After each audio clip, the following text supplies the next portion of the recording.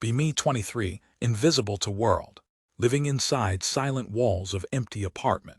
Morning light burns my tired, red eyes. Coffee tastes like ash on dry tongue. Check phone screen stays dark and cold. No messages, no calls, just hollow silence. Remember her smile, bright like summer sun. First time I saw her, time stopped. She was laughing at some stupid joke. Golden hair falling over her soft shoulders. Chest tightened, heart hammered against my ribs. Never felt this kind of pain before. Wanted to be near her, always near. Watched her from corners of crowded rooms. Too scared to speak, voice dies inside. She was art, I was just static. Finally gathered courage to say hello once. Hands shaking, palms sweating, knees weak underneath. She looked up, eyes confused and distant. Mumbled some awkward greeting, sounded like choking. She smiled politely, turned back to friends. Crushing weight of awkwardness settled in chest. Spent nights replaying that moment, over. Every mistake amplified in the dark silence. Decided to try again, be a man. Bought flowers, cheap roses from gas station. Waited by her locker, feeling like creep.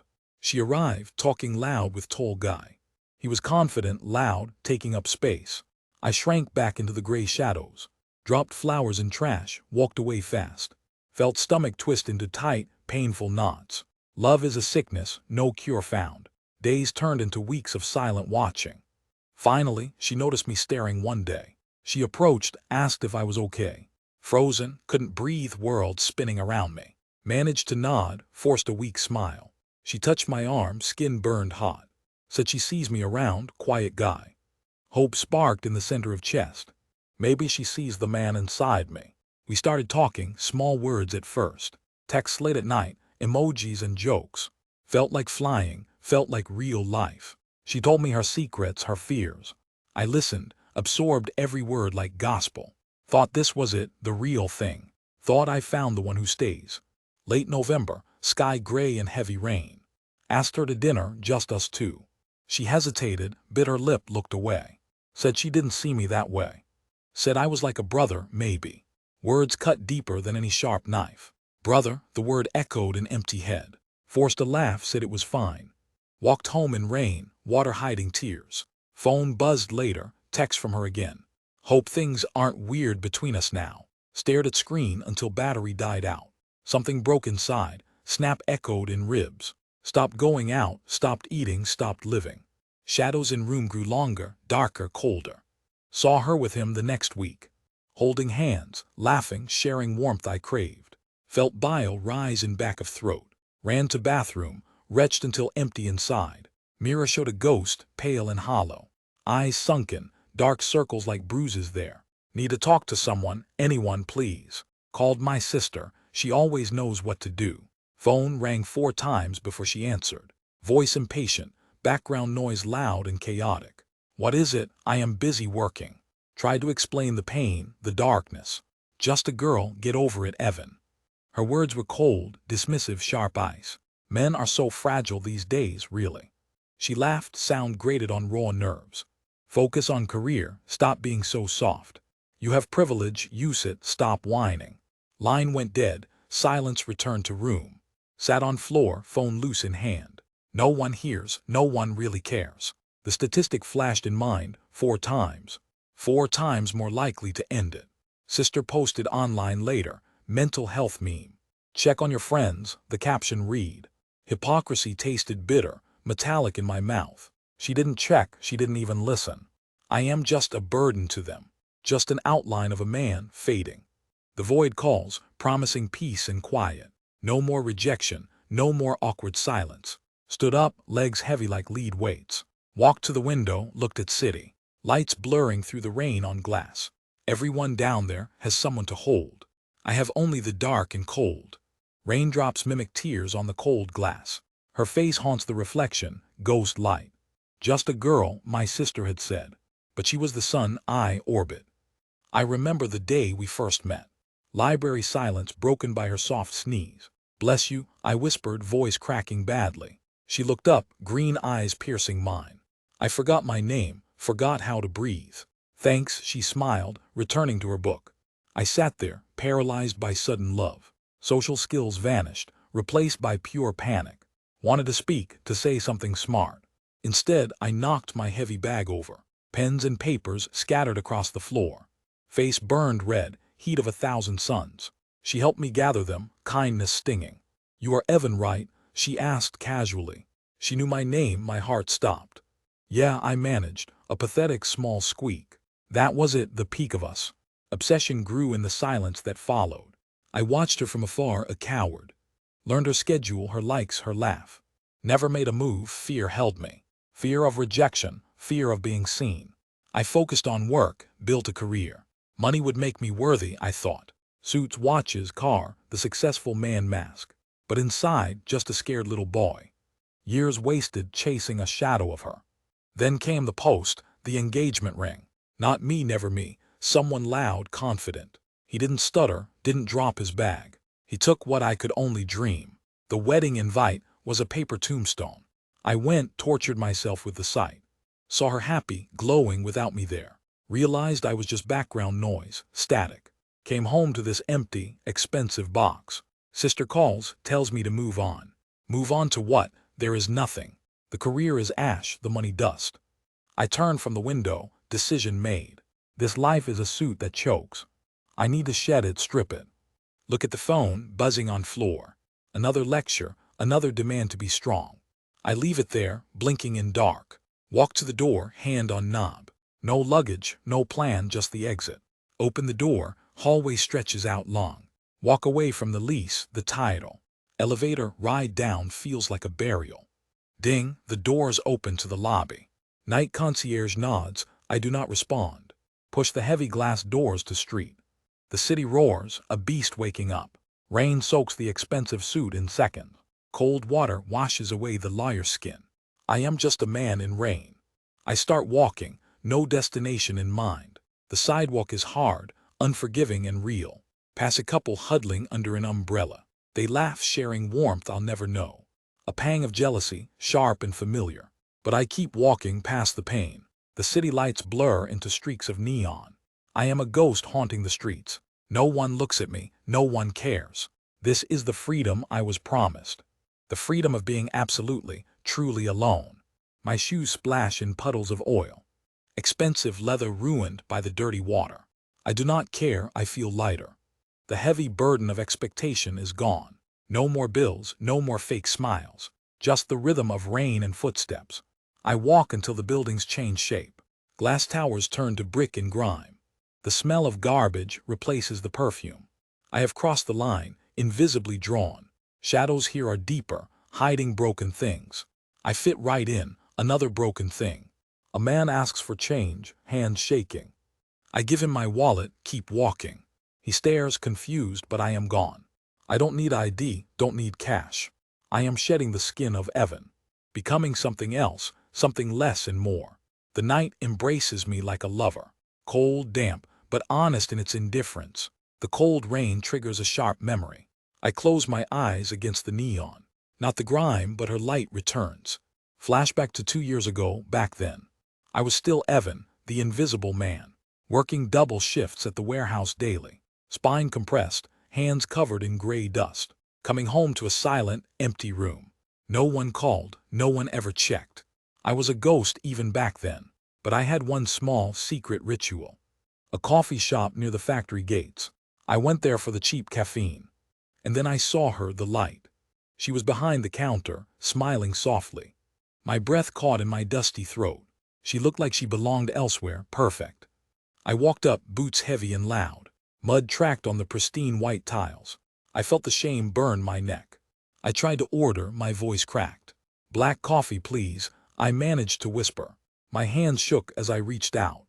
Coins spilled from my callous, dirty palm. They clattered loudly on the glass counter. I froze, waiting for the disgust, surely. People in line sighed, impatient and cruel.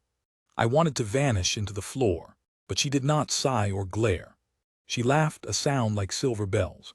"It happens to everyone," she said gently. She picked up the quarters with care. Her fingers brushed mine, warm and soft. The contact sent a shock through me. I stared at her, unable to move. She handed me the cup, smiling again.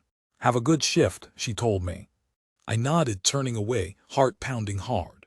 I walked out into the gray afternoon, but the world looked different, brighter somehow. That moment became my anchor, my oxygen. I went back every single day since, just to see that smile for seconds. I learned her name was simply Sarah, a common name for an uncommon girl. I made sure to wash my hands, scrubbed the grease until my skin bled. I wore my cleanest shirt every time. I practiced saying hello in the mirror. "Hi Sarah, how are you today?" Pathetic. But to me, it was a mission. She started to recognize me, I think. The usual, she would ask, eyes bright. I would nod, throat tight with emotion. She asked about my work one day. I told her about the factory line. She listened like it actually mattered, genuinely. No one had ever listened to me. My sister only talked about herself always. But Sarah asked questions, she seemed to care. I started leaving big tips, too big. $5 for a $2 coffee. It was half my hourly wage then. I did not care, she was worth it. I started imagining a life with her. Stupid fantasies of a house and garden. Me coming home to her, not silence. The thought kept me going through shifts. I lifted heavy crates with new strength. I tolerated the foreman shouting with patience, because I had a secret, a hope. I was not just Evan the worker. I was Evan who Sarah smiled at. One rainy Tuesday, the shop was empty. I walked in, heart hammering against ribs. Today was the day I would ask. I had rehearsed the words 1,000 times. "Would you like to get dinner sometime?" Simple, harmless, yet it felt like war. I approached the counter, palms sweating profusely. She was wiping down the espresso machine. She looked up and her face lit. "Evan, I have news," she exclaimed happily. My heart soared. Did she know somehow? "I got into grad school," she cheered. "I am moving to the city tomorrow." The words hit me like physical blows. My mouth opened, but nothing came out. "Moving?" I whispered, the world tilting sideways. "Yes, it is my dream," she beamed. "I am so excited to finally leave." She was leaving, she was escaping this. And she was leaving me behind here. The fantasy shattered into a million pieces. I forced a smile, it felt jagged. "That is great news, Sarah," I lied. "I am happy for you," another lie. She did not see the cracks forming. She did not see the man dying. "This is my last shift," she said. "The coffee is on the house today." She handed me the cup, free pity. I took it, my hand numb, cold. "Good luck," I said, voice hollow, dead. I turned and walked out the door. The bell above the door rang once. A funeral toll for a foolish dream. I stood on the sidewalk, rain falling. The coffee burned my hand, a distraction. She was never mine to lose, really. But the loss felt absolute and total. I watched her through the glass window. She was laughing with a coworker, happy. She did not look at me leaving. I was just a customer, a ghost. The realization crushed my lungs, suffocating me. I was nothing to her, never was. Just a background character in her story. I walked home in the pouring rain. I did not drink the coffee then. I poured it into the gutter, watching. The brown liquid swirled with the oil. Just like me, mixing with the filth. That night I stared at the ceiling. The silence was louder than ever before. The hope was gone, replaced by void. I saw my reflection in the window. A tired man with nothing to give. That was the night Evan truly died. The shedding of skin began right there. I stopped speaking to my sister completely. I stopped trying to be clean, presentable. I embraced the dirt and the invisibility. If I am a ghost, let me haunt. The memory fades, returning to the present. I am standing on the corner now. The rain is colder than I remember, but the pain is dull, almost comforting. I have no destination, no one waiting. The freedom is absolute, terrifying and real. I walk past a happy couple, laughing. They do not see me, I vanish. I am a shadow in the neon. I am the echo of a man. And I am finally, perfectly, utterly alone. Rain soaks through my thin jacket. Cold water mixes with warm tears. Streetlights blur into streaks of orange. I walk until my legs numb. The apartment building looms ahead, gray. My key turns in the lock. The sound echoes in empty hallway. No one greets me at the door, just the hum of the fridge. I strip off the wet clothes. The mirror shows a hollow ghost. Ribs press against pale, bruised skin. Eyes sunken deep into dark sockets. I turn away from the reflection. Sleep is a distant, foreign concept. I sit by the window watching. City lights mock me with life. My phone buzzes on the table. Screen lights up with a notification. It is a post from her. My sister, the successful career woman. Smiling face, bright eyes, perfect teeth. She is hosting a seminar tomorrow. Topic is workplace mental health balance. Irony tastes like copper in mouth. She never asked about my health. She never saw the cracks forming. But she speaks to crowds now. I stare at the glowing screen. A strange urge rises within me. I want to see her again. Not to speak, just to see.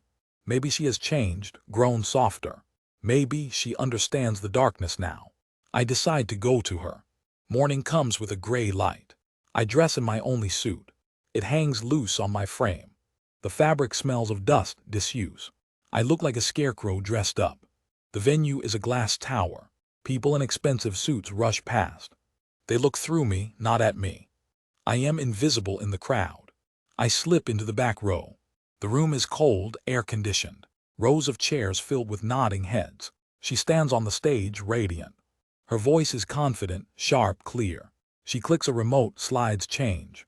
A picture of a smiling man. He is eating a salad, happy. She talks about diet and focus. Just eat better, you will heal. Just breathe deep, sadness will vanish.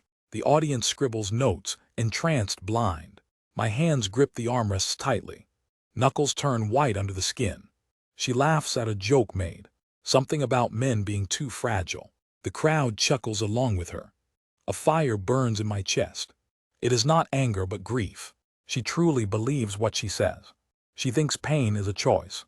A hand goes up near front. A man in a blue shirt. He looks tired, worn down, broken. He asks a question, voice shaking. Words drift back to where I sit. What if silence is too loud? What if no one is waiting? The room goes quiet, uncomfortable, shifting. My sister pauses, smile faltering slightly. She clears her throat, eyes harden. She gives a rehearsed, cold answer. Reliance on others is a weakness. Happiness must come from within yourself. The man lowers his head, defeated. She moves to the next slide. The moment passes, forgotten by them. But it stays etched in me. I see myself in that man. I see the dismissal in her. She does not know I am here. She does not know I listen. I stand up, knees cracking loudly. Heads turn but eyes graze past. I walk out of the hole. The heavy doors close behind me. Her voice is cut off abruptly. Silence returns, heavy and suffocating now. I lean against the cold wall. My breath comes in short gasps. The hope I held is dead. She is not my savior today. She is part of the machine. I leave the building, stepping out. The city noise assaults my ears. I drift back to the apartment. The suit feels like a costume. I hang it back in darkness. Time loses its meaning in there. Shadows stretch across the floor slowly. Day turns to night without notice. Hunger is a dull, distant ache. I do not eat, cannot eat. The fridge hum is my companion. I look at my phone again. Her face is still on screen. The seminar was a huge success. Comments praise her strength and wisdom. No one mentions the sad man. No one mentions the hollow answer. I am sinking deeper into floor. The world is moving without me. I am a cog that broke. They replaced me and kept turning. A thought forms in my mind, clear and sharp as a blade. I need to know for sure. I need one final, absolute proof. Proof that I do not matter. Proof that the bond is severed. I open the messaging app slowly. Her name sits at the bottom. No messages for over 6 months. My thumb hovers over the keys. I type out a simple request. Words are heavy, laden with need. Evan, want to grab dinner tonight? I stare at the sent text. The bubble sits there, blue, waiting. It feels like throwing a lifeline. But the ocean is too vast. I put the phone face down. The seconds tick by like hours. I pace the small, empty room. My heart beats against my ribs. Why am I so nervous now? I already know the answer coming. Yet a spark of hope remains. Maybe she saw the man today. Maybe she felt a sudden guilt. Maybe she remembers her little brother. The phone buzzes against the wood. The sound is like a gunshot. I freeze, staring at the device. It vibrates again, then falls silent. I walk over, hand trembling slightly. I flip the phone over, look. A message from her on screen. I unlock it to read fully. Nah, meeting the girls later tonight. Plus I have leftovers at home. The words blur into gray static. No question about how I am. No asking why I texted now. Just a casual, easy rejection. She types again, bubbles appear. Yeah, just didn't want to sit. I start typing, then delete. I wanted to say I'm lonely. I wanted to say I'm drowning. But the text remains unwritten there. She sends, "You will be fine." Thumbs up emoji follows the text. The screen goes dark once more. I stand there in the dark. The silence is absolute, crushing, final. The last thread has just snapped. I am not a brother anymore. I am just a background noise. A minor inconvenience to her schedule. I place the phone down gently. It is just a piece of glass. It holds no connection for me. I look around the empty box.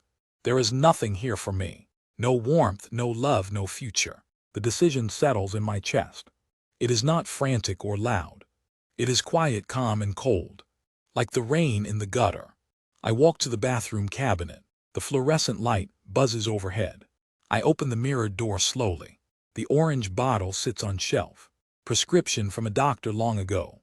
He said it would help sleep. He said it would numb pain. I pick up the plastic container. The rattle of pills is music. A lullaby for the unwanted ghost. I look at my face again. The eyes are dead, void, empty. There is no Evan in there. Evan died a long time ago. This is just the shell leaving. I walk back to the mattress. It lies directly on the floor. I sit down, bottle in hand. I do not cry this time. Tears are for those with hope. I have clarity, sharp and ice cold. The city sounds fade away outside. The world narrows to this room, to this hand, to this mouth. I pour the pills into palm. They look like little orange seeds. Seeds of sleep, seeds of peace. I swallow them one by one. Dry throat struggles but accepts them. Water washes them down the hatch. I lie back on the sheets. The ceiling is a blank canvas. I wait for the darkness coming. I wait for the noise to stop. My phone buzzes one last time. I do not reach for it. It does not matter anymore now. Nothing matters but the coming silence. Darkness wraps around me like velvet. My heartbeat slows to a crawl. The silence is finally heavy enough. I drift into the black void. Suddenly, a blinding white light erupts. It burns through my closed eyelids. A scream tears through the quiet. It sounds distinct, raw and terrified. My door crashes open against the wall. Heavy footsteps thunder across the floorboards. Hands grab my shoulders, shaking violently. Evan, Evan, oh God, please no. It is my mother's broken voice. I try to speak, to refuse. My tongue is heavy, swollen, useless. Another voice joins, deep and panicked. My father is shouting at someone. Get an ambulance, do it now. I am dragged upright, limp doll. Fingers press hard against my neck. A light shines into my eyes. Pupils are blown. He's unresponsive here. The room fills with static noise. Red and blue lights flash outside. They pulse against the bedroom window. The siren wail cuts the air. I am lifted onto something cold. The paramedics move with terrifying speed. Male, late teens, suspected overdose, hurry. A mask is forced over my face. Pure oxygen rushes into my lungs. It tastes like cold, sharp chemicals. They carry me down the stairs. The ceiling spins in dizzy circles. Rain is pouring hard outside now. Cold drops hit my burning face. They slide down like icy tears. I am shoved into the ambulance. The doors slam shut with finality. The engine roars to life underneath. We are moving faster and faster. Sirens scream, demanding the road clears. I look up at the lights. They are too bright, too real. Stay with us, kid, don't sleep. The paramedic slaps my cheek lightly. I want to tell him to stop. I want to go back to sleep. But the pain is waking up. My stomach churns, rejecting the poison. Every bump in the road hurts. I think of her face again. She would not be here now. She is probably warm and asleep, while I am dying in traffic. BP is dropping, push the epi. A needle stabs into my arm. Fire spreads through my cold veins. My heart hammers against my ribs. I am trapped in this body. There is no escape, not tonight.